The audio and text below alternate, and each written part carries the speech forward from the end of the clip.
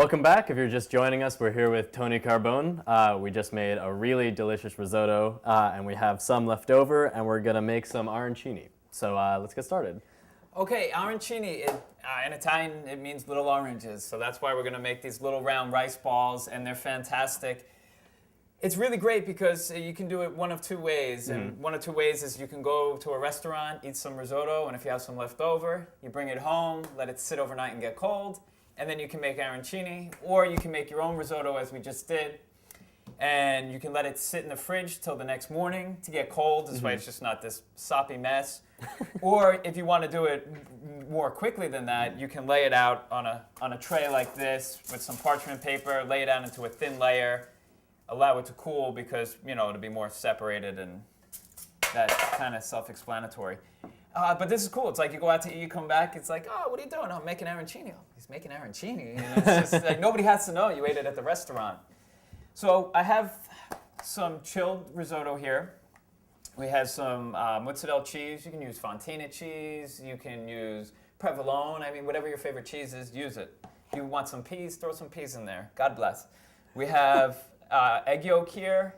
And then about half a cup to a cup of breadcrumbs. I have some parsley in there, seasoned it with some salt and pepper. Great. Okay, so it's real easy. I find the trick is that if you're doing it at home, you want to do a smaller arancini. Sure. Because the big ones, when you're putting them in here, they get flat, and it's you not roll like them a around. deep fryer Yeah. where they're submerged at the same time in oil. All right, I have half a cup of vegetable oil too. So I'm going to let my pan get a little bit hotter. So what we'll do is we'll Start roll our rolling. balls. So, you know, take a little bit just to Like a feel. half handful, okay. Yeah, half handful. Well, it's just, you know, a little messy, but It's half a the little fun. fun, yeah. Cool. all right, so we got our ball here. We're just gonna make a nice indention in there. Poke a little hole. Poke a little hole. Cool. Take a little bit of your mozz. Just push that in there. Okay. Cool. And then we're just gonna And then kinda cover it up. seal that in. Wow. Here we go. Then a little ball.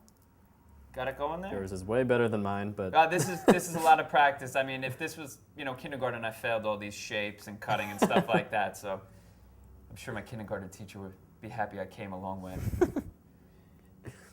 Good. It Great. doesn't have to be perfect. yeah, you it's know? kind of spherical. And then we're gonna roll this around in our egg yolk. Great. Let's just get it down, and then just gonna let it kind of drip off because we don't want to have like scrambled egg arancini. We want to make sure it's just a nice coating to Just get our breadcrumbs. right. Okay.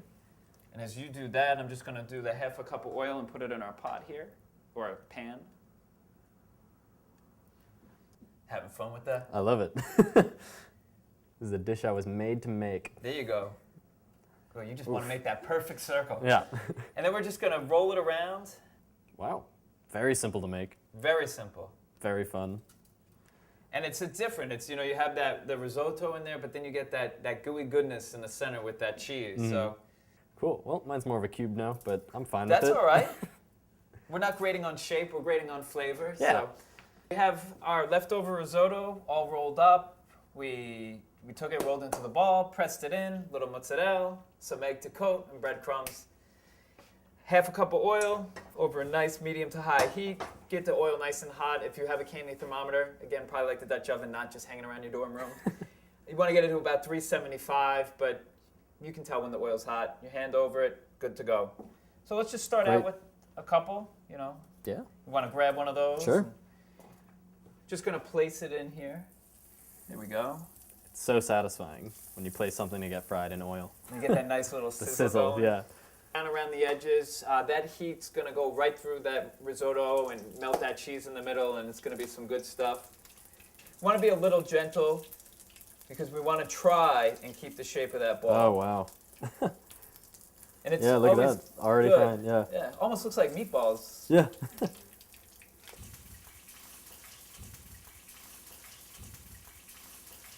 So you can see we got a nice crisp fry on here. So we're going to get these guys out. Wow. Yeah, they look really delicious right now. know you can't smell it at home, but it smells really great. Let's dig in. Yeah, dig in, be my guest. Cool. We cut one open so you could see melted cheese inside. Looks amazing. Here we go.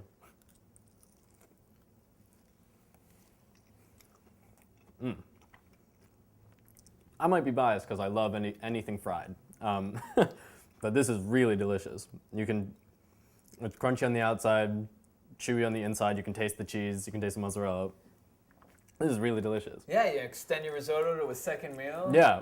Put a little spin on it. And Really wonderful. it tastes better too after you put all that work in rolling them. Yeah, And everything. You get after your the hands mess it dirty a makes, little yeah. bit. Really a rewarding dish. It really is, yeah. Yeah. That's why you make that risotto, you put all that work and effort into it, and it pays you back a second time. Yeah. Wow. Well, we did a lot of successful cooking here today. Another special thank you to Tony Carbone, who let us into his home to make these amazing dishes. Thanks to our correspondents. I hope you go check out all the restaurants they went to. I'm Jeremy Sender, and we'll see you next time at College Kitchen.